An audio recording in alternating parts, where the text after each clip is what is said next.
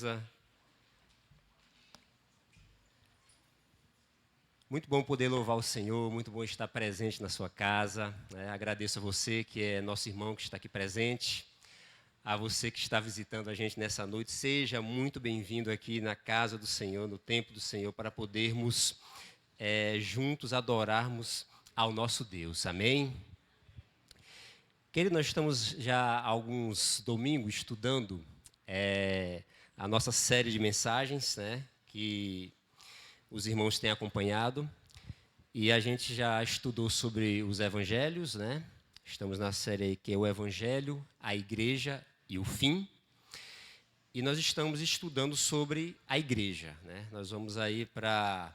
Já vimos o capítulo 1, estamos estudando o livro de Atos, estudamos o primeiro capítulo, capítulo 1, estudamos o capítulo 2, o capítulo 3, e hoje a gente vai meditar no capítulo 4 do livro de Atos. Espero que você esteja atento e que a palavra do Senhor possa falar ao seu coração. Amém? Quero convidar você, nesta noite, abra sua Bíblia aí, Atos capítulo 4. Nós iremos ler o capítulo todo, são 36 versículos. Nós iremos ler até o verso de número 31. Atos capítulo 4, do verso 1 ao verso 31. Vamos fazer a leitura desse texto. Como vocês conhecem, o livro de Atos foi escrito pelo evangelista Lucas, e ele vai aí endereçar aí esse livro, né, ao seu amigo chamado Teófilo, e ele vai ser bem descritivo, vai narrar muitos detalhes, né, a respeito da vida da igreja, da vida dos discípulos e a ação do Espírito Santo agindo através da igreja do Senhor. Obrigado, irmão. Atos capítulo 4, abra sua Bíblia, por gentileza.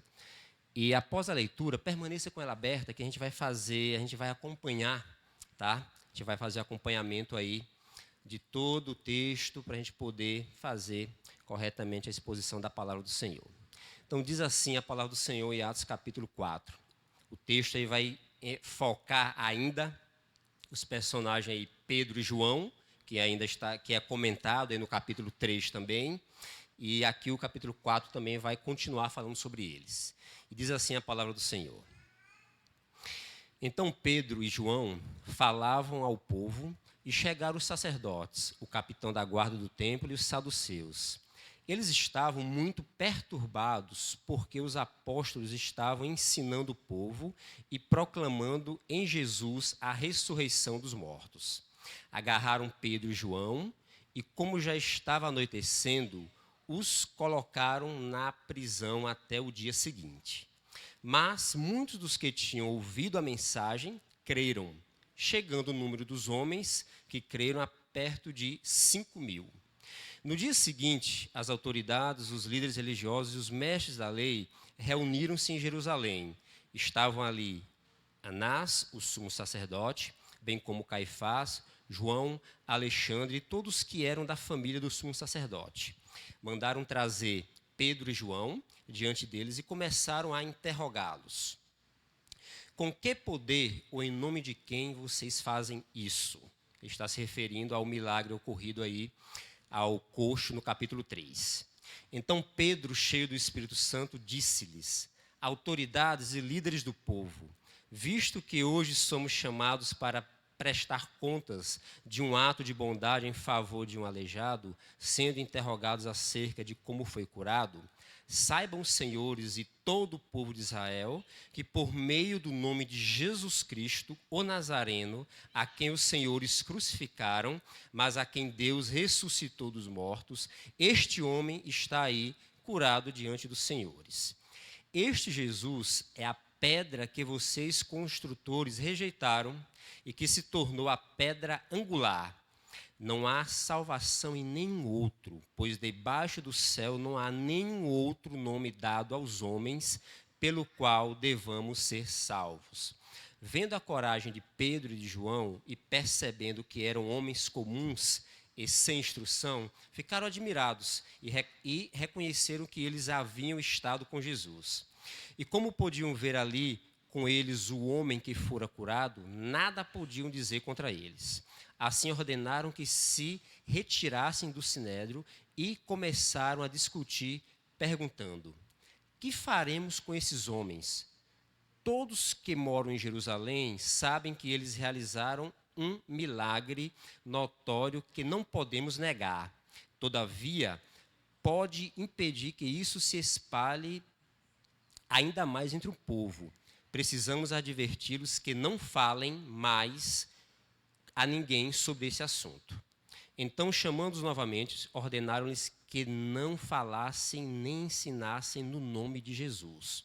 Mas Pedro e João responderam: julguem os senhores mesmos, se é justo aos olhos de Deus obedecer aos senhores e não a Deus, pois não podemos deixar de falar do que vimos e ouvimos. Depois de mais ameaças, eles os deixaram ir. Não tinham como castigá-los, porque todo o povo estava louvando a Deus pelo que acontecera, pois o homem que fora curado milagrosamente tinha mais de 40 anos de idade. Quando foram soltos, Pedro e João voltaram para os seus companheiros e contaram tudo que o chefe dos sacerdotes e dos líderes religiosos lhes tinham dito. Ouvindo isso, levantaram juntos a voz a Deus, dizendo: ó soberano, tu fizestes os céus, a terra, o mar e tudo que neles há.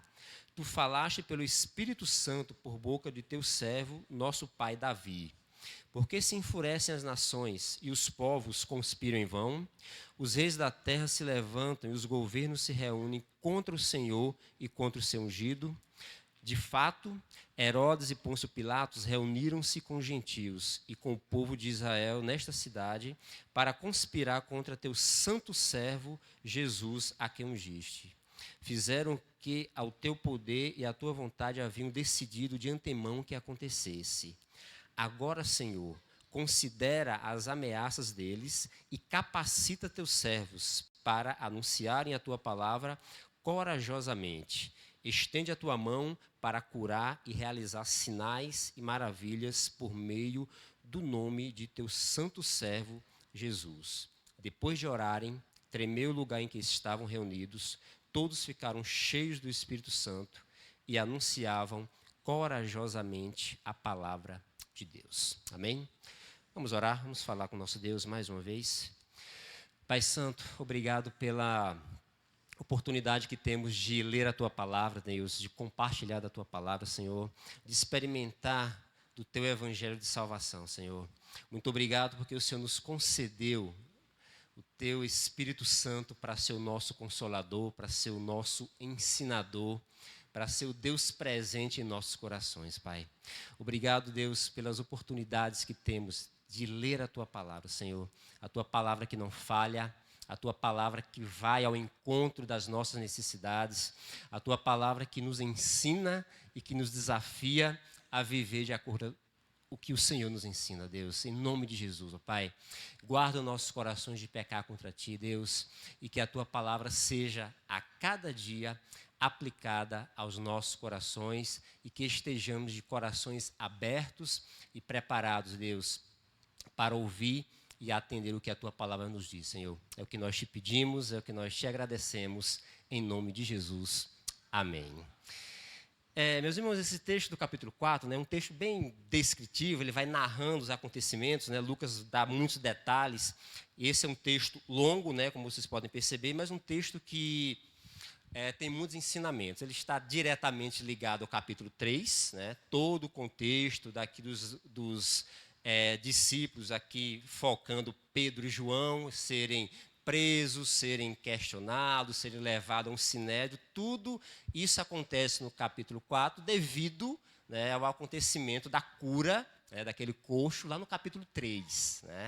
Como vocês puderam, quem esteve presente pôde observar que o capítulo 3 está Pedro e João indo ao templo por volta das 3 horas da tarde, lá encontram um aleijado, ele pede esmola e os Pedro e João operam ali a cura e aquilo se torna notório entre o povo.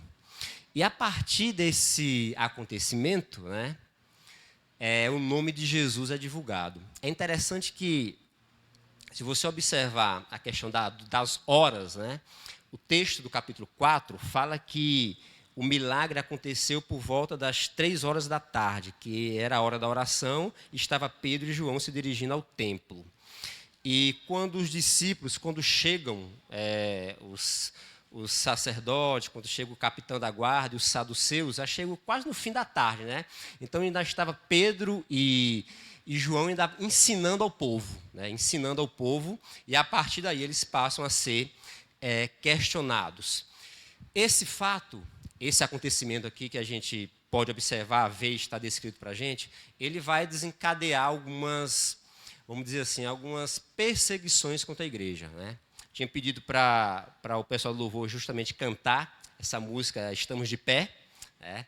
Que ela vai relatar um pouquinho do que a gente vai poder observar nesse capítulo. Então, o contexto dele, ele está situado e baseado, todo ele, voltado para o milagre ocorrido no capítulo 3. É interessante observar que Lucas, né, ele não era um dos 12, né? É interessante, a gente pensa que Lucas ele não era um dos 12, né? Ele não foi um dos 12 apóstolos, mas ele que escreveu o Evangelho e o livro de Atos. E ele vai usar, temos que ter muito cuidado quando a gente vai ler o livro de Atos, né, que ele é um texto bem narrativo, né? Ele vai narrar muitos fatos. E quando ele vai falar sobre milagres, aqui ele vai usar dois termos, né? Creio que você já deve ter ouvido isso, né? Mas todos os que a gente chama de milagres na Bíblia, na realidade, o termo mais apropriado seria sinal. Por que sinal, né? O milagre ele é o extraordinário, o espetacular, né? É algo que acontece espantoso, mas se você observar, ele vai usar aqui as duas expressões. Ele vai usar o milagre ocorrido e vai usar a palavra sinal, lá no final do texto. Ele usa os dois termos. E é interessante diferenciar o deles, porque sinal, ele serve, né? Um sinal ele serve para fazer uma indicação, né? Se você está no trânsito, o sinal de trânsito, a placa de trânsito, ele vai sinalizar algo para você. Vire à direita, vire à esquerda, siga, pare, né? Então, o sinal ele serve para indicar alguma coisa, né? Indicar alguma coisa. E aqui o texto do capítulo 4, do capítulo 3, melhor dizendo, quando ocorre ali o que a gente chama de milagre, na realidade é um sinal para mostrar quem Jesus Cristo é de fato. E a gente observa isso com muita clareza a partir do capítulo 4, do que se desenvolve no capítulo 4. Então, o que a gente aprende de início do texto, os versos 1 e o verso 2, eles vão mostrar que Pedro e João estavam ali falando ao povo ainda, tinha acontecido há horas anteriores o sinal da cura daquele coxo, e ali eles passam a ensinar o povo, falando de Jesus, da ressurreição dos mortos, né, e proclamando o evangelho de salvação. E quando o povo ouve isso, os líderes religiosos, né, eles ficam um pouco perturbados com aquilo. Por quê? Lucas ele vai fazer aí, ele vai usar um termo, né? É interessante que muito na Bíblia é usada a palavra fariseus, né? Aqui no texto ele não usa fariseus, ele vai usar aí no capítulo 1, dizendo assim: enquanto Pedro e João falavam ao povo, chegaram os sacerdotes, o capitão da guarda do templo e os saduceus. Ele não usa fariseus, e tem um propósito por isso, porque ele não usa a palavra fariseu. O que acontece? Ele não usa fariseus porque ele está falando, né, quando o texto continua, no finalzinho do verso 2, ele diz que ele está ensinando ao povo, proclamando a mensagem de Jesus e a ressurreição dos mortos. Os saduceus não criam que existia ressurreição. É interessante que por isso que Lucas faz questão de colocar isso aqui. Esse povo, esses líderes religiosos, os saduceus, eles não criam nisso. E eles são questionados justamente por isso. Mas que história é essa de ressurreição de mortos, né? Quem é esse Jesus que vocês pregam? Né? Essa história aí é balela, né? Isso aí não é verdadeiro. É interessante que Lucas faz questão de colocar o porquê de colocar esse nome e colocar o questionamento que eles fazem por não crerem na ressurreição. Então, o que a gente aprende de início, né, e o que a gente vai poder trabalhar, é que essa narrativa do capítulo 4, ele vai mostrar uma igreja cheia do Espírito Santo, que opera sinais, e que, por causa desses sinais, isso atrai, isso chama, né, a oposição das pessoas ao redor, do mundo, das pessoas que estavam ao redor dele ali. Então, é interessante esse resumo que o texto do capítulo 4 faz. Né? Ele fala sobre os atos da igreja, pessoas cheias do Espírito Santo, que operavam sinais, indicando quem Jesus é, o Salvador, e esses atos ele atraiu a oposição dos líderes religiosos. E a primeira coisa que a gente pode observar aqui no texto é que o evangelho ensinado pelos discípulos, né, é um evangelho que chegou aos discípulos em palavra e em poder. Isso é muito claro, porque em palavra e em poder. E tem um texto bíblico que mostra que o evangelho é dessa forma. Né? Se você observar, o capítulo 3, é feito o quê? Um sinal, a cura de um aleijado. Né? Cura de um aleijado. E após essa cura, quando a gente observa, a partir do versículo 11 do capítulo 3, após a cura, o Pedro vai trazer um sermão ao povo, né? Vai dirigir uma mensagem de salvação mostrando quem é Jesus. Ele vai dirigir uma mensagem, uma pregação sobre isso. Né? E aí, o capítulo 4 continua falando sobre isso, né? Que ele vai dizer, enquanto Pedro e João falavam ao povo, eles estavam pregando, ensinando. Ensinando. E aí a gente vê esses dois fatos acontecendo. Os discípulos ensinavam através da palavra e através de quê? Do poder. Palavra e poder. Né? Palavra e poder. E é interessante que a carta de 1 Tessalonicenses, capítulo 1, versículo 5, vamos ler esse texto? Tessalonicenses, capítulo 1, verso 5. Abra aí o texto, por gentileza. Tessalonicenses, capítulo 1, verso de número 5.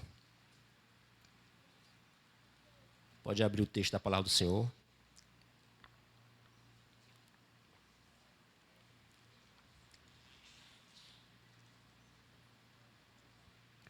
Tessalonicenses, capítulo 1, verso 5.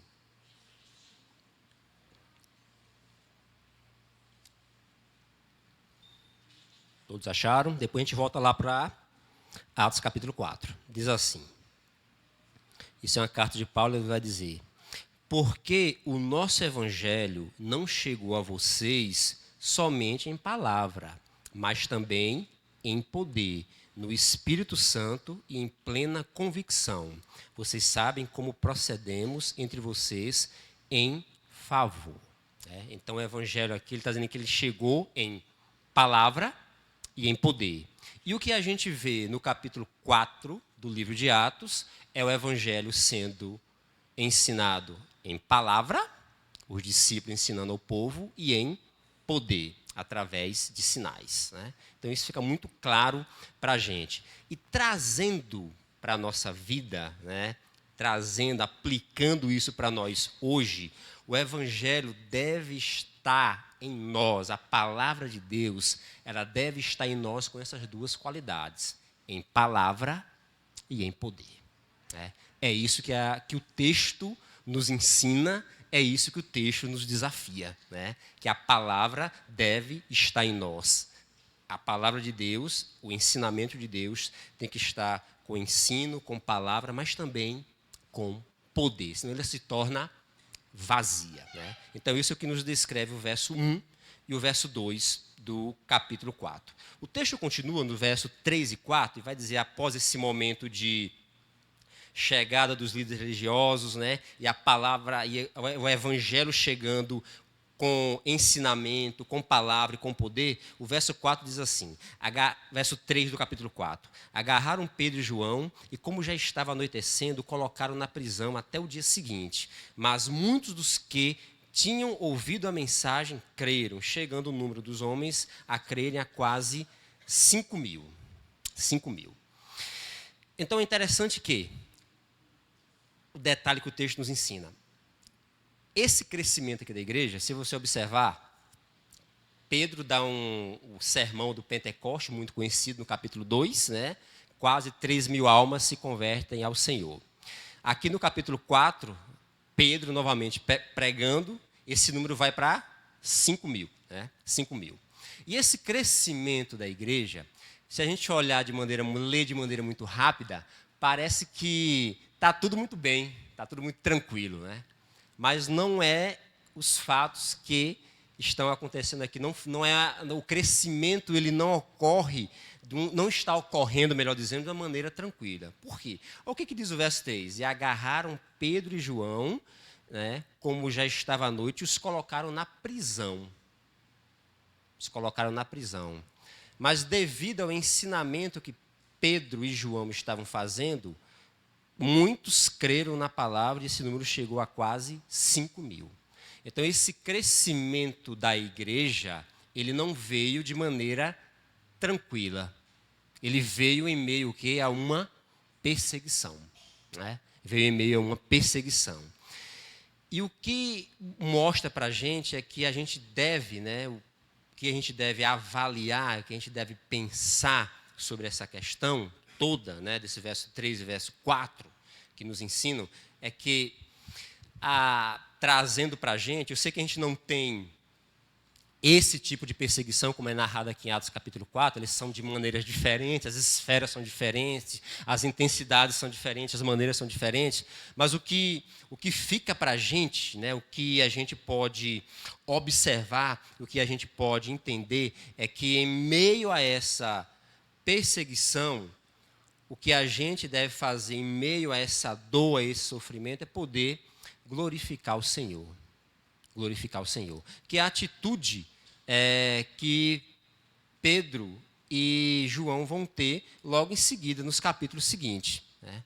Você observa que eles estão ensinando ao povo, são presos, e o Evangelho e o reino de Deus vai crescendo. O Evangelho vai chegando a outras pessoas. O Evangelho vai chegando a outras pessoas. E aí, após esses acontecimentos, desse crescimento da igreja, né, desses líderes religiosos chegarem, afrontando, mandando prender, mandando interrogar, eles não retrocedem, né, eles não voltam atrás. Pelo contrário, eles continuam vivendo o que o reino de Deus ensina. E é interessante que esse viver o que a palavra de Deus ensina, ela traz para a gente uma segurança muito interessante. Né? É que a palavra de Deus, os sinais que Deus fez através do Espírito Santo, usando ali a vida de Pedro e João, deixaram ali, vamos dizer assim, as autoridades um pouco perplexas a respeito do que estava acontecendo. Se você olhar o verso 5 em diante, vai dizer que no dia seguinte, estou lendo Atos 4, verso 5, diz assim: no dia seguinte as autoridades, os líderes religiosos e os mestres se reuniram em Jerusalém. E estavam ali, ele vai dizer, Anás, Caifás, o sumo sacerdote, toda a cúpula dos líderes religiosos. Né? E mandaram trazer Pedro e João diante deles e começaram a interrogar: com que poder e em nome de quem vocês fazem isso? Então eles estavam ali, vamos dizer, perplexos pelo que havia acontecido. Uma cura, um sinal, um milagre aconteceu, a igreja crescia, né? A igreja estava crescendo, e os líderes religiosos estavam atônitos, perplexos por causa disso. Isso nos faz ver e nos faz entender que a autoridade e o poder de Deus, né? A autoridade e o poder de Deus, ele deixa seus opositores confusos, perplexos. Né? Por isso que nos traz segurança, por isso que vale a pena servir a Deus. Né? Vale a pena servir a Deus. Eles estão ali perplexos por aquele sinal que aconteceu. Só que tem 3 situações que vão deixá-los eles de saias justas. Por quê? O sinal ele havia sido notório, todos viram. Né? O sinal ele foi público, né? Foi em um templo, muitos ali viram, E, em terceiro lugar, ele era irrefutável. Não tinha como eles contra-argumentar. Né? Não tinha como os contra-argumentar. Ele falou, de fato, aconteceu. E é interessante que lá na frente eles vão dizer, vão ficar preocupados. O que a gente vai fazer? Lá no verso 16, eles vão ficar preocupados agora. O que a gente vai fazer com essa situação? Mas até então, no desenrolar aqui do texto, a gente vê que, como Deus, como a autoridade e o poder de Deus, ele é irrefutável, ele é notório, ele é público. As pessoas não têm como argumentar, não têm como contra-argumentar o que a palavra de Deus fala, expõe e deixa para cada um de nós. Né? E isso está claro no texto. Eles estão assim, perplexos. E agora, o que foi no nome de quem? O poder foi de quem? De onde veio? Foi no nome de quem que isso foi feito? E eles estão ali um pouco assustados, sem saber, porque eles não têm uma resposta. Mas sabiam que o sinal era genuíno, era verdadeiro. E não tinham como eles manipular, não tinham como ele comprar pessoas para tentar fazer ali a manipulação daquela situação. Então você vai observando que como que a perseguição desencadeou, né, ela foi concorrendo para a glória de Deus. Né? Os discípulos são presos, né, são colocados em uma prisão, ali eles são perseguidos, a igreja, pela palavra, vai crescendo, a autoridade, o poder do nome de Deus vai confrontando, vai deixando perplexos os seus opositores, e o negócio vai estreitando para o lado dos seus inimigos. Né? Como você vai observando a descrição, né, que Lucas vai fazendo. Né? Ele vai deixando claro como é interessante que aquela igreja, a igreja que é cheia do Espírito Santo, ela vai atraindo almas para Jesus. Né? Mesmo em meio a opositores, mesmo em meio a situações controversas. Mas as almas iam chegando aos milhares. As almas iam chegando aos milhares. E Lucas vai descrevendo isso com detalhe de riqueza. Então a gente viu que o evangelho ele chegou em palavra, ele chegou em poder, o crescimento da igreja era notório, o poder e a autoridade de Deus eram notórios, não tinham como refutar, não tinham como contra-argumentar. E Lucas continua descrevendo, né? A partir do verso 8, vai mostrar aí, vai detalhar para a gente que uma igreja, né, que o texto vai mostrar, do verso 8 ao verso 12, é esse momento aí onde Pedro é questionado, com que poder e em nome de quem vocês fazem isso? Isso é a pergunta do verso 7. E aí, a partir do verso 8, ele vai dar uma resposta mostrando que uma igreja cheia do Espírito Santo, ela exalta a Deus e ao seu Filho. E olha a resposta que Pedro dá quando é perguntado sobre a questão, qual o poder que vocês, em nome de quem e qual o poder que vocês fazem esse sinal que foi feito? E aí Pedro responde. Então Pedro, cheio do Espírito Santo, detalhe importante, disse-lhes, autoridades e líderes do povo, visto que hoje somos chamados para prestar contas de um ato de bondade em favor de um aleijado, sendo interrogado acerca de como foi curado, isso eu li o verso 9, verso 10, saibam os senhores e todo o povo de Israel, que por meio do nome de Jesus Cristo, o Nazareno, a quem os senhores crucificaram, mas a quem Deus o ressuscitou dos mortos, este homem está aí curado diante dos senhores. Amém?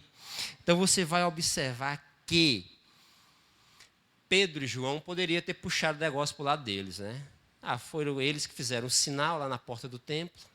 Eles poderiam, vamos dizer, tinham motivos, né, para puxar a glória para eles. Mas eles vão revelar, vão mostrar que a igreja, a pessoa que é cheia do Espírito Santo, ela exalta a Deus e ao seu Filho, Jesus Cristo. E isso está expressado de maneira muito clara. Né? Ele, em momento algum, ele cita o nome deles. Né? Ele fala, olha, ao Jesus a quem vocês crucificaram e a quem Deus ressuscitou, é no nome deste que este sinal foi feito e que a cura foi operada, e ele volta diante dos senhores. Ele ainda dá um detalhe, Lucas, diante de vocês. Não foi algo escondido, não. Foi notório, foi diante de vocês. E vocês viram o sinal acontecendo. E aí nós vivemos isso aqui e aprendemos que a maneira de ser da igreja deve estar centrada em Cristo, né? É isso que que Pedro nos ensina aqui. Ele não puxa a glória para ninguém, para o grupo dos discípulos, para a igreja como um todo, ele não faz isso. Ele fala, o sinal que aconteceu, isso é para glorificar o Senhor Jesus Cristo. O sinal que foi feito é para glorificar o Senhor Jesus Cristo. E aí nos mostra que a maneira de ser e de viver da igreja deve estar centrada em Cristo Jesus. Pedro ele coloca isso de maneira muito enfática. Ele vai detalhar isso, ele vai mostrar isso com muita segurança, com muita tranquilidade. Fala, olha, o Jesus que vocês crucificaram, o Jesus que foi rejeitado por vocês, é no nome destes. É no nome dele que foi operado o milagre. Então ele vai centralizando a mensagem e focando a mensagem em Cristo Jesus. Em Cristo Jesus. E aqui a gente vê com muita clareza como deve ser. Por isso que a gente tem que ter muito cuidado quando qualquer mensagem ela tem que ser avaliada, né? Ela apontou para Cristo? Se ela não apontou para Cristo, não é mensagem, né? Ela não é mensagem. Ela tem que fazer o apontamento para a pessoa de Jesus, o Cristo. Ela tem que fazer esse apontamento, essa menção, essa intencionalidade. Pedro aqui, com muita clareza, faz isso com muita segurança. Então, nós vimos aí a questão do crescimento do Evangelho, o Evangelho chegando em palavra, chegando em poder, a igreja crescendo em meio à perseguição, a autoridade, o poder de Deus confundindo os seus opositores e a igreja cheia do Espírito Santo, exaltando a Deus e ao seu Filho Jesus Cristo. Então você vai observando como a centralidade do que é palavra de Deus. Né? O que é palavra de Deus. Não é encher o púlpito de palavras de ideologias, mas não.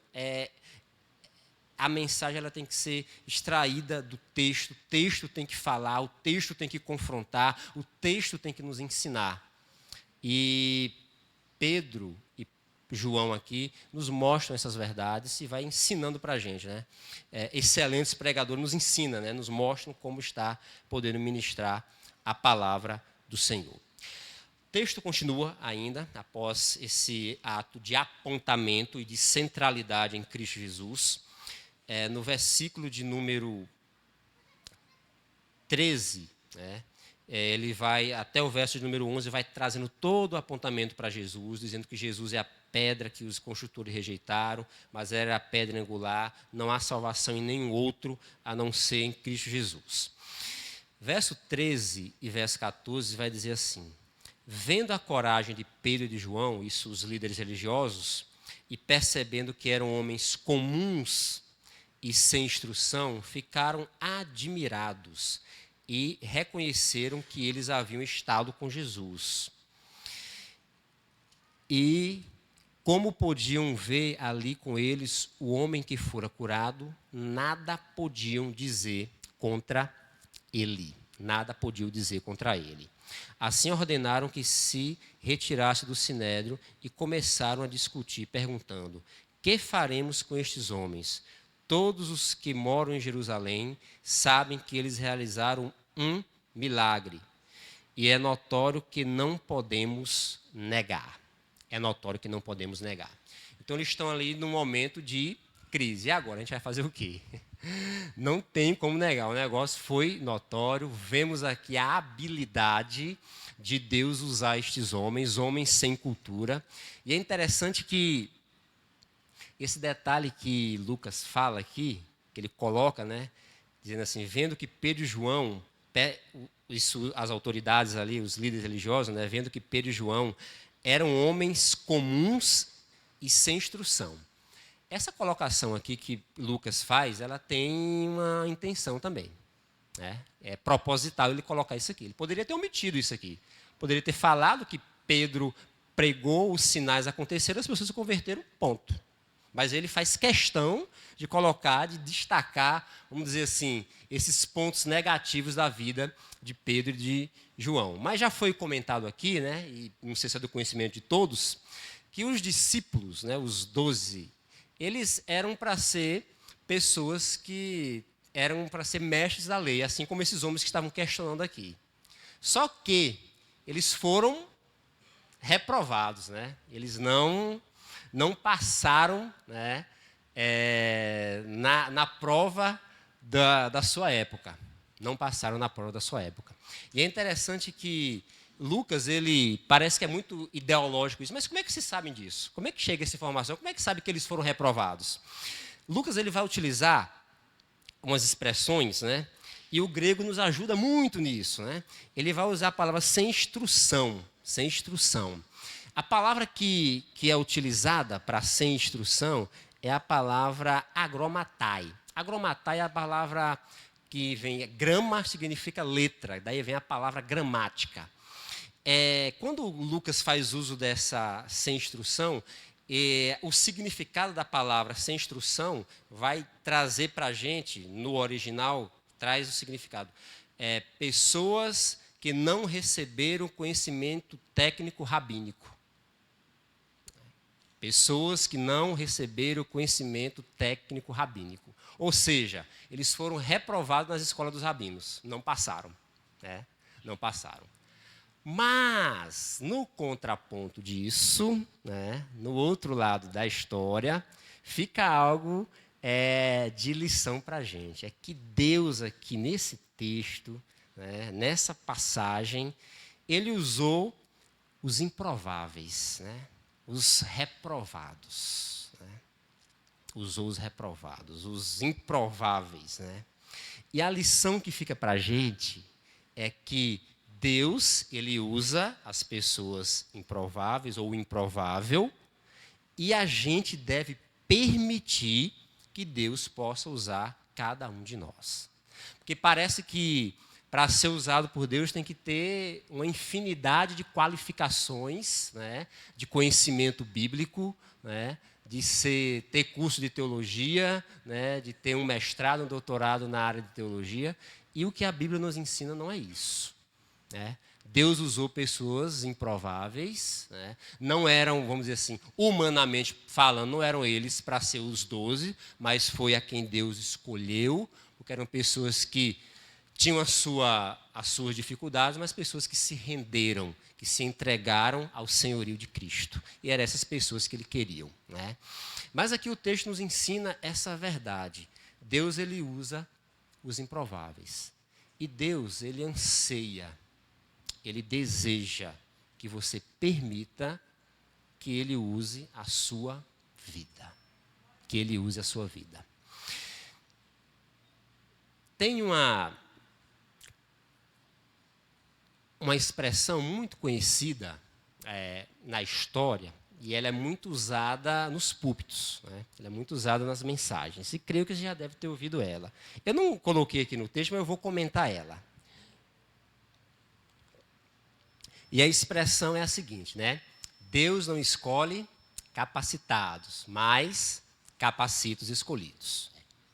Aparentemente, parece que é um versículo da Bíblia, né? Mas ele não é um versículo da Bíblia. Né?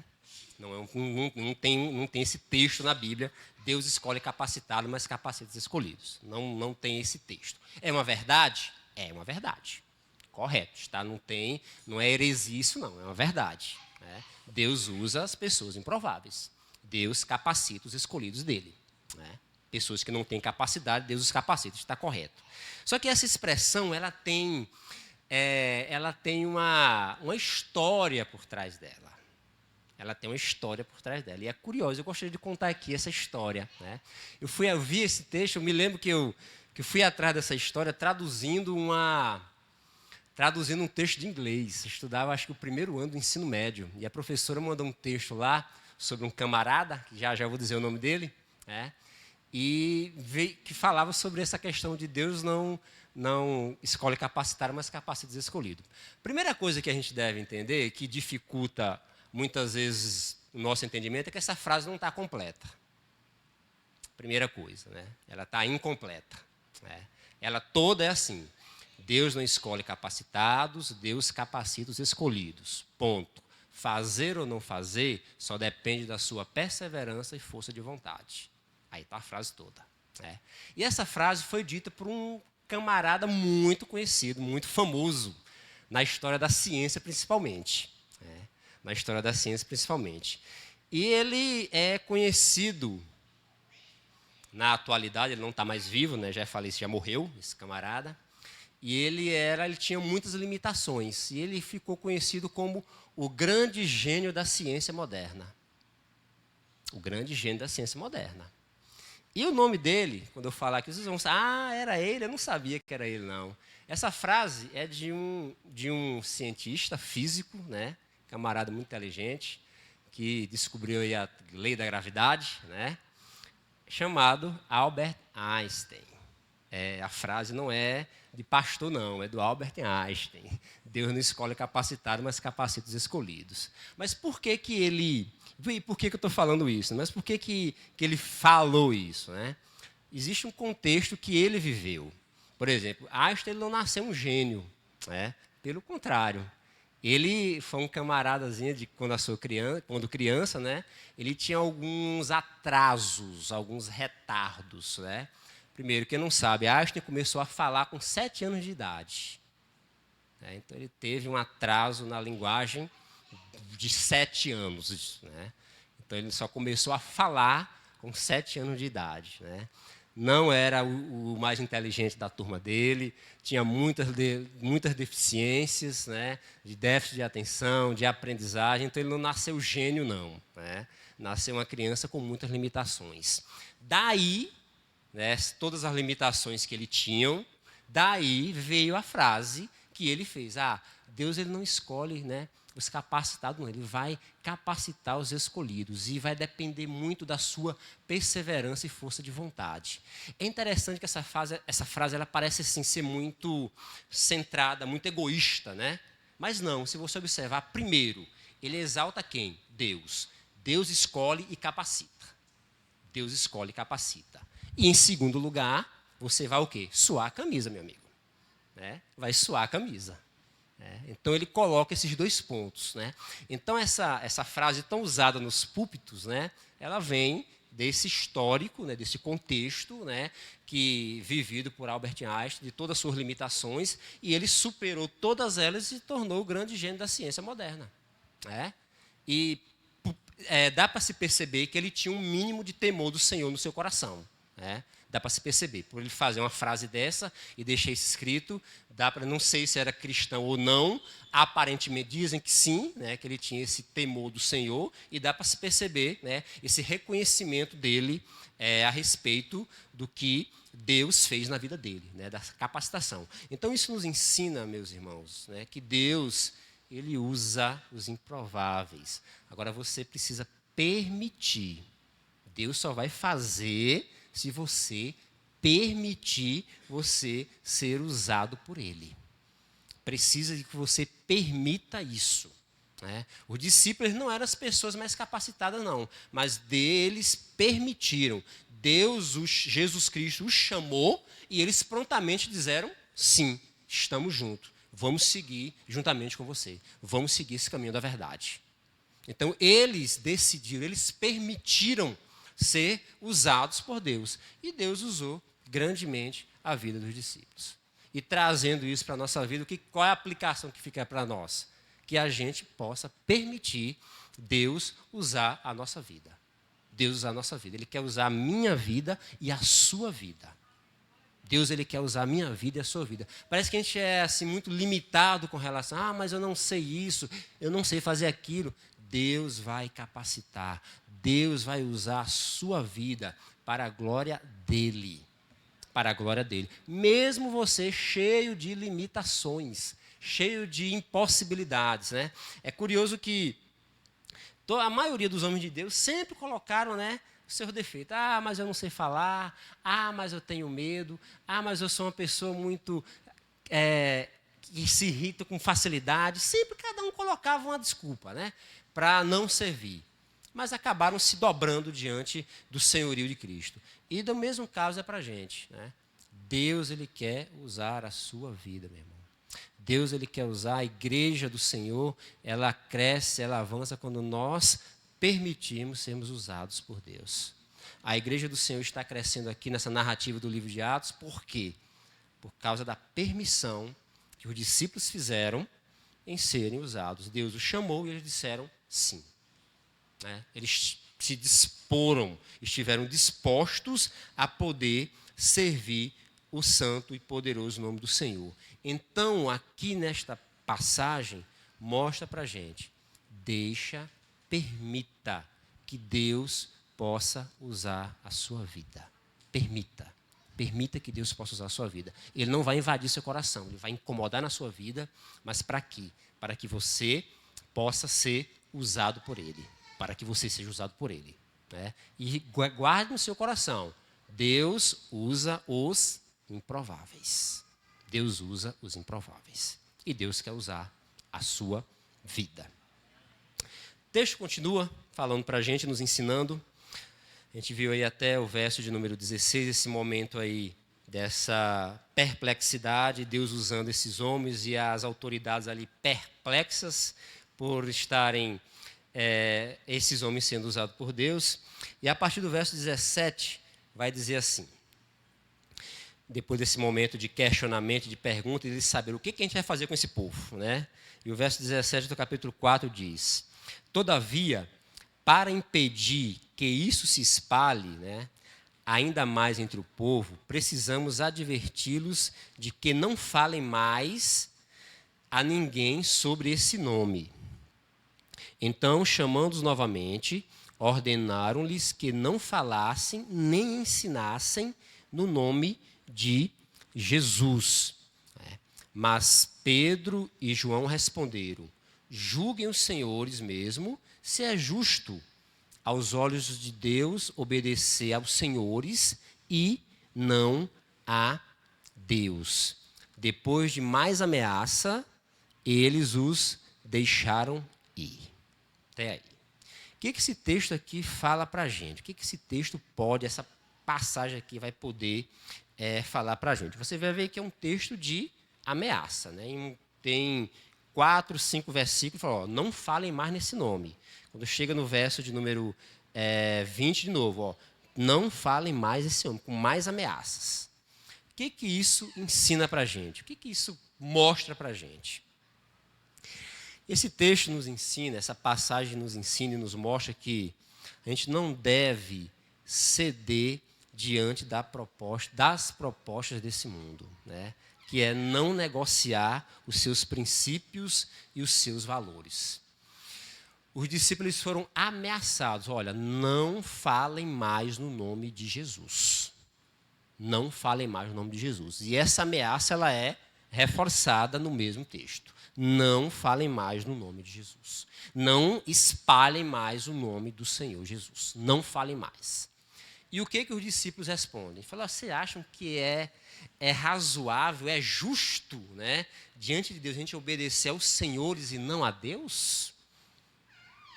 Essa é a resposta que ele dá. Ou seja, ele dizendo assim, olha, a gente não vai negociar, a gente não vai se dobrar, a gente não vai ceder. Não vamos fazer isso. Não vamos fazer isso. E o que isso traz, para a nossa vida? Qual é a lição que isso fica para mim e para você? Que lição é que fica disso aqui, desse texto? O que isso mostra para a gente? Isso mostra algo muito prático. Muito prático. Como é que você age no seu trabalho? Como é que você age onde você estuda, se você ainda estuda? Como é que você age na sua casa? Como é que você age no seu dia a dia quando chegam as propostas erradas para você? Qual é a sua atitude? Qual é a sua reação? Como é que você reage? Você cede, você se submete? Ou você tem a postura e o caráter de dizer não, eu não vou me submeter, eu não vou me vender? Essa é a lição que fica para a gente. É um momento ali de perseguição, de ameaça, mas eu queria trazer para a sua vida. Lá no seu trabalho, quando você é chamado, né? Vamos fazer um negócio aqui que vai dar bom para a gente. Vai dar certinho, você vai ter mais dinheiro na sua conta, mas você tem que fazer algumas coisas erradas junto comigo aí. Me ajuda aí. Como é que você reage diante disso? Qual a sua atitude diante disso? Você cede? Você tem uma postura? Que postura você tem? É isso que o texto chama a gente para o nosso confronto. Qual a nossa reação? Qual a nossa atitude? A gente se vende para o pecado? Normalmente a gente se vende muito barato para o pecado, né? Normalmente a gente se vende muito barato para o pecado. E Deus, ele nos chama e nos mostra, através da sua palavra, que a gente não deve negociar os nossos princípios. Por quê, meu irmão? Por que a gente não deve fazer isso? Porque quando você negocia aquilo que você crê, aquilo que você acredita, os seus valores, você entra numa crise terrível e você não consegue mais sair. Conversava certo dia com uma pessoa e ele fazia um bocado de coisa errada no seu trabalho, tudo. E ele é de uma igreja, né, até hoje, mas vida toda errada, fazendo o que é errado, né? E eu conversando com ele a respeito disso, e ele me disse assim, cara, eu não consigo mais sair. E eu falei, tá aí, cara, tá aí a situação do diabo queria que você chegasse. Você vai aprontando, faz o que é errado uma vez e dá certo. Uma vez, duas vezes, três vezes, quatro, e dá certo. Dá certo. Só que chega numa situação que você não consegue mais sair. Né? Você não consegue mais sair. Você não vai conseguir mais sentir o pecado. Você não vai conseguir. Vai ser algo normal, vai ser algo natural. E Deus, na sua palavra, Ele traz um confronto para a nossa vida diante disso. E isso vai chegar nas mais diversas áreas. Na questão de trabalho, na sua questão conjugal. Vão chegar pessoas, homens e mulheres, vão ser atacados nessa área, infelizmente. E a gente tem que ter uma postura de saber dizer não. Saber dizer não. Para quê que a gente diz não? Para que a gente não entre numa crise terrível na nossa vida. Para que a gente não se enverede por um caminho que a gente não possa mais voltar. Né? Conversava com esse amigo meu, fiquei triste por ele, né? Por ele me dizer isso. Ele, cara, eu não consigo mais sair. Né? E essa é a situação que o inimigo quer deixar. Porque o pecado, no momento, ele é muito prazeroso, né? Parece, vai dar certo, vai ser bom para você, você vai ter mais dinheiro na conta, você vai conseguir dar uma vida melhor para sua família. Parece que o negócio é muito tentador. É muito tentador. De fato é. Mas Deus, na sua palavra, meu irmão, Ele te chama, te convoca e te desafia. Não ceda, não ceda. Tenha uma postura. Viva de modo digno do Evangelho. Né? Tenha dignidade para viver de acordo com o Evangelho de Cristo Jesus. É isso que o texto aqui nos chama a atenção. É isso que o texto aqui tenta mostrar para a gente através do exemplo da vida de Pedro e de João aqui nesse texto. Então, a lição que fica é não negocie. Não negocie, meu irmão. Tenha a postura de dizer não. Não negocie o seu valor, o seu princípio que você acredita. Não vá trair a sua esposa, a sua namorada. Não ceda. Né? É uma área muito delicada, essas áreas. São delicadas demais. Mas que você tenha coragem de dizer não. O salmista Davi, ele ensina um caminho que traz felicidade para a gente. Né? Davi, no Salmo 1, ele vai dizer assim, ele vai iniciar o versículo 1 dizendo assim, bem-aventurado, é a primeira palavra que ele usa, né? Bem-aventurado, que significa feliz, abençoado, próspero, né? E ele continua, bem-aventurado o homem que não anda, não se assenta e não se detém no caminho dos pecadores. Né? E ele inicia a expressão com feliz, feliz. Isso nos ensina que feliz é o homem que sabe dizer não. não anda, não se assenta, não se detém. Feliz é o homem que sabe dizer não. Não para quê? Para as propostas erradas que chegam para a gente. E o salmista nos ensina com muita clareza isso. Com muita clareza. Quer ser feliz, né? Aprenda a dizer não. Aprenda a dizer não. É um ensinamento, é algo que didático em nossa vida, né? É algo que deve ser aprendizado. Então, esse texto, dos versículos 17 em diante, aí, vai trazer, até o 21, vai trazer esse princípio, essa lição, usando aí a vida de Pedro e de João. Não ceda. É melhor obedecer, mais importa obedecer a Deus que aos homens. Mais importa obedecer a Deus que aos homens. O texto continua e nos ensina ainda mais. Verso de número 23 vai mostrar aí agora, né, depois desse momento, desse confronto, né, desse momento de serem desafiados e eles não cederem, a igreja crescendo, o reino de Deus sendo engrandecido, o nome de Jesus sendo glorificado e exaltado. E aí é o momento onde, no versículo 23 em diante, é o momento que eles estão libertos, né?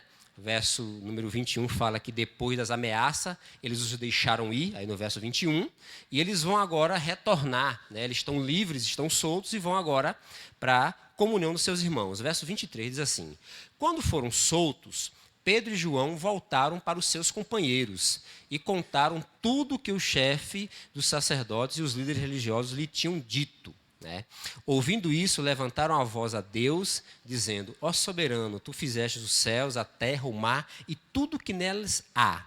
Tu falaste pelo Espírito Santo por boca do teu servo, nosso pai Davi. Porque se enfurecem as nações e os reinos conspiram em vão, os reis da terra se levantam, os governos se reúnem contra o Senhor e contra o seu ungido. Né? Esse texto, essa passagem aqui, vai mostrar que os discípulos, após esse momento de perseguição, de serem afrontados, de serem presos, o natural é que eles fossem sentir raiva dos líderes religiosos, né? Foram afrontados, foram presos, né? Injustamente, não tinham motivos para aquilo, né? Não tinham justificativas para aquilo. E aqui o texto do versículo 23 em diante vai mostrar que os discípulos não têm uma reação de desejo de vingança, ele não tem uma reação de raiva, ele não tem uma reação de ira. Pelo contrário, né? Os discípulos não vão pedir, não vão fazer ter essa atitude. Pelo contrário. E eles também, é interessante na oração, que eles não pedem, né, para que não venha mais sofrimento. É curioso essa oração dos discípulos aqui, né? Eles não pedem para o Senhor, tira o sofrimento nosso aqui, nos tira da prisão, nos tira desse momento de perseguição. Eles não, a oração deles aqui é muito clara. Eles falam: ó soberano Senhor, Deus dos céus e da terra, tu que criaste tudo que neles há, tu falaste pela boca dos teus servos, falaste pelo Espírito Santo por boca do teu servo, porque se enfurece as nações e tudo mais. Em nenhum momento eles vão declarar e pedir ao Senhor: nos livra desse momento de sofrimento e de dor. Né? É curioso essa atitude, essa oração, né, dos discípulos. Eles não colocam isso diante de Deus, e não vão fazer essa apresentação. E o que a gente aprende aqui é que os discípulos, eles não pediram para cessar as adversidades e as perseguições, mas pediram ousadia para continuarem a pregar. Olha o que diz o verso 27 em diante, diz assim, ó: de fato, Herodes e Pôncio Pilatos reuniram-se com os gentios, isso no verso 27, e com o povo de Israel nesta cidade para conspirar contra o teu santo nome, o servo Jesus, a quem ungiste. Fizeram o que o teu poder e a tua vontade haviam decidido de antemão que acontecessem.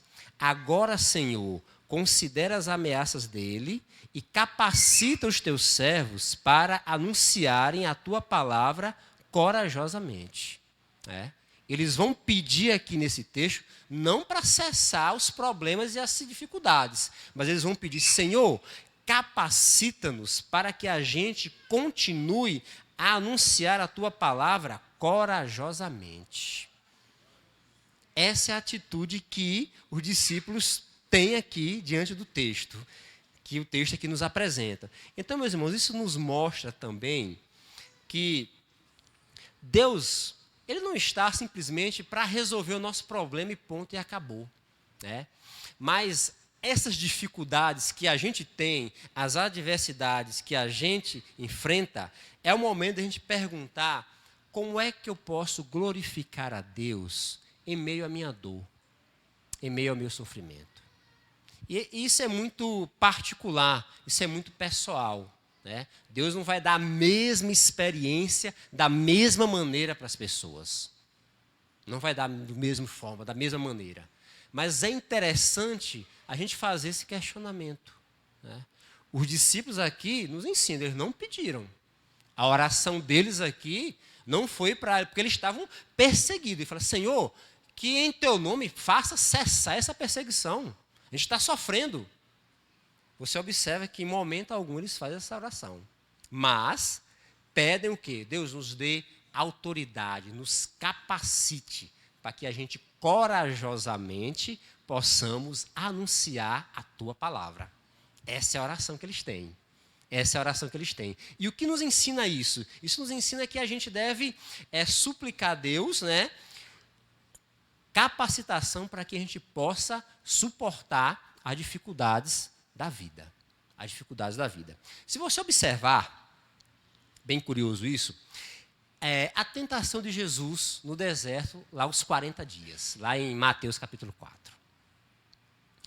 É interessante que Jesus estava lá orando, né, e chegou o tentador. E é interessante que passam ali 40 dias. Jesus orou no primeiro dia, o inimigo não se afastou, no segundo dia também não, no terceiro, nem no quarto, nem no quinto, nem no 10º, nem no 20º, nem no 30º, nem no 40º dia, né? E parece assim, mas por que Jesus estava ali orando? Qual era o sentido então? Não era para afugentar, não era para cessar a tentação? E isso não acontece. Passaram-se 40 dias, né? Isso nos ensina, meus irmãos, isso mostra para a gente que, diante de algumas situações, de algumas provas que enfrentamos, nós não vamos orar para tirar, afugentar, né, o inimigo das nossas vidas. Mas para que a gente vai orar? Para pedir fortalecimento. Jesus estava ali e ele perseverou e resistiu, por quê? A oração dele era para resistir, era para poder suportar aquela situação. E ali ele esteve em intimidade com Deus e pôde superar. Não foi para cessar, porque passaram-se 40 dias, né? Na primeira oração nada aconteceu. E a oração do Filho de Deus. No segundo também não, e no terceiro também não. Isso pode se identificar com algo que você está vivendo. Mas eu tenho orado tanto, pastor Kelvin, o negócio não sai. Mas às vezes é para que você ore pedindo capacitação, coragem para que você enfrente, saiba lidar e tenha forças para poder enfrentar a situação. E não simplesmente para resolver o sofrimento e a dor. Os discípulos nos ensinam isso aqui nesse texto, né? Nos ensinam isso com muita clareza. Eles pediram não para cessar, mas que Deus o pudesse o quê? Encorajar. A dificuldade vai estar lá, vai estar diante dele todos os dias, mas eles vão ter o quê? Encorajamento. Eles vão ter ousadia para poder avançar, para poder prosseguir. E aí o que a gente viu naquela letra daquela música que a gente cantou, Estamos de Pé, né? A perseguição não parou, os leões não pararam, o Coliseu não parou, a igreja do Senhor. Por quê? Porque a igreja perseverou e vai perseverar até o fim. Amém, meus queridos? Isso mostra para a gente como é interessante termos vida com Deus. Termos vida com o nosso Deus. Termos intimidade com o nosso Senhor, para o nosso fortalecimento. para o nosso fortalecimento. Por isso que é interessante ter momentos diários com a leitura da palavra e com oração, para você ser fortalecido. E não muitas vezes para afastar o inimigo da sua vida, mas que você se fortaleça para poder vencer. O texto continua, e já estamos caminhando para o final, e nos ensina. A gente viu até o verso 29, agora vamos ler o versos 30 e 31. Estende a tua mão para curar e realizar sinais e maravilhas por meio do nome do teu santo servo Jesus. Depois de orarem, tremeu o lugar em que estavam reunidos, todos ficaram cheios do Espírito Santo e anunciavam corajosamente a palavra de Deus. É interessante que eles estavam ali orando e pedindo o quê? Encorajamento, certo? Que mostra para a gente aí com mais clareza o verso 29, né? Ele fala assim, agora, Senhor, considera as ameaças e capacita teus servos, aí no verso 29, capacita teus servos para anunciarem a palavra corajosamente. Isso é a oração do verso 29. E a resposta de Deus aí no verso 31, depois de orarem, depois da oração, tremeu o lugar em que estavam reunidos e todos ficaram o quê? Cheios do Espírito Santo, estavam o quê? Anunciando corajosamente a palavra de Deus. Corajosamente a palavra de Deus. Ou seja, uma igreja que estava sendo guiada pelo Espírito Santo de Deus, Deus ouviu a oração deles e respondeu a oração deles, meu querido. Né? Eles não pediram para livrar do sofrimento, não. Não, ó Deus, tira a nossa dor, tira o nosso sofrimento. Não, não foi isso que é a oração dele, não. Deus nos dá encorajamento, nos dá forças para que a gente possa suportar e prosseguir, né? E prosseguir. E aí é onde entra a palavra mais usada, que a gente usa, é usado bastante hoje, né? Resiliência, né? Avançar em meio às dificuldades, em meio aos obstáculos. Devemos ser resilientes. E o texto aqui nos traz esse reforço. O texto aqui nos traz esse encorajamento. Então a gente vê a igreja que é cheia do Espírito Santo, almas se convertendo, sinais acontecendo e a oposição, por outro lado, ocorrendo. Mas o que a gente vê é que a igreja do Senhor prevaleceu e sempre vai prevalecer diante dos obstáculos da vida. Amém, meu querido? Meus irmãos, esse texto do capítulo 4, ele é desafiador para a gente, né? Bem desafiador para a gente. É um texto que a gente pode trazer muito para a nossa vida, muita coisa para a nossa vida. Para quê? Para que a gente aprenda com essas dificuldades, com as situações que chegam para cada um de nós. E que a gente, com postura e com caráter, a gente possa servir o nosso Senhor. Permitir que a gente seja usado por eles. Que o Espírito Santo do Senhor quer usar a vida de cada um de nós para que vidas se rendam aos seus pés. Mas é preciso que você permita. É necessário a sua permissão. Ele não vai invadir teu coração, não. Você precisa permitir ser usado por Deus. Mas você pode colocar, mas eu não tenho capacidade. Pois é, Deus quer usar os improváveis. Deus quer usar os improváveis. Para quê? Para a glória dele. Para a glória e honra dele. Então, a sua vida, meu irmão, é esse propósito, né? Sempre as pessoas questionam qual o sentido da vida. Por que eu vim parar aqui neste mundo? Por que eu nasci? E a Bíblia nos responde isso com muita clareza. Todo homem, toda mulher foi criado para a glória de Deus, para glorificar a Deus. Agora você precisa permitir que isso aconteça na sua vida. Amém, meu querido? Baixe sua cabeça nesse momento, feche os seus olhos, vamos falar um tempinho com o Senhor. A gente ouviu a sua palavra que desafiou o teu coração, tua palavra que mostra o caminhar da igreja do Senhor, a igreja crescendo, os discípulos anunciando a palavra num momento tão tenso, né, tão difícil. E vamos trazer isso para a nossa vida. O que eu posso trazer para o meu viver? Pense um tempinho aí, como tem sido a sua vida, como você tem disposto o seu coração para servir o Senhor, o que você precisa ceder para se render aos pés do Senhor, o que precisa ser avaliado, ser moldado, ser tratado no seu coração para que Deus possa usar a tua vida? O que precisa? O que Deus precisa fazer?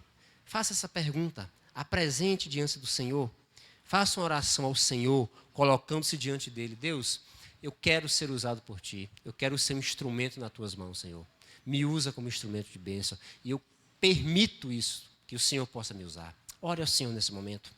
Vamos falar com Ele nessa noite, vamos apresentar o nosso coração diante do Senhor. Paizinho, eu quero Te agradecer pela Tua palavra que fala no nosso coração, Deus. A Tua palavra que é desafiadora para nós, Senhor. E nós, nesta noite, ouvimos a Tua palavra e fomos desafiados, Senhor, a permitirmos sermos usados pelo Senhor, Deus. Deus, que a Tua palavra, Deus, ela possa encontrar lugar em nosso coração, que nós possamos permitir a ação do Teu Espírito Santo, que nós possamos cada dia, Deus, no nosso momento de devocional com o Senhor, no nosso momento de leitura da Tua palavra, permitir que Teu Espírito Santo nos ensine, que Teu Espírito Santo nos coloque no propósito do Senhor, Pai. Que não venhamos a viver do nosso jeito, da nossa maneira, Senhor, mas que possamos viver para glorificar o Senhor, meu Pai, em nome de Jesus, em nome de Jesus. Eu sei, Deus, que passamos por situações tão adversas, Senhor, que perguntamos, meu Deus, por que estou sofrendo tanto?